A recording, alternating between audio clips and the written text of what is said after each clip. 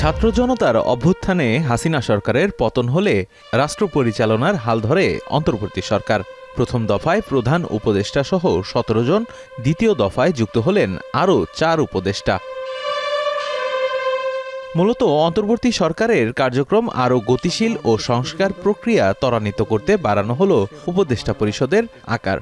উপদেষ্টা পরিষদে যুক্ত হওয়া নতুন ৪ মুখ হলেন সাবেক তত্ত্বাবধায়ক সরকারের উপদেষ্টা ডক্টর ওয়াহিদ উদ্দিন মাহমুদ, বর্তমান প্রধান উপদেষ্টার বিশেষ সহকারী ও সাবেক মন্ত্রিপরিষদ সচিব আলী ইমাম মজুমদার, সাবেক বিদ্যুৎ সচিব ফাউজুল কবির খান এবং অবসরপ্রাপ্ত লেফটেন্যান্ট জেনারেল জাহাঙ্গীর আলম চৌধুরী।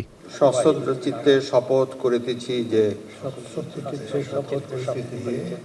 শুক্রবার বিকেলে গণভবনে প্রথামাফিক নতুন উপদেষ্টাদের শপথ বাক্য পাঠ করান রাষ্ট্রপতি মোহাম্মদ শাহাবুদ্দিন।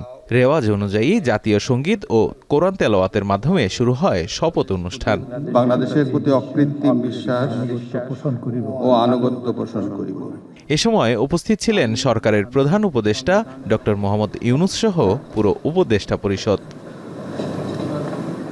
নতুন ৪ জন সহ উপদেষ্টা পরিষদের সদস্য সংখ্যা দাঁড়াল ২১ জনে। দেবরাজ দেব, এখন, ঢাকা।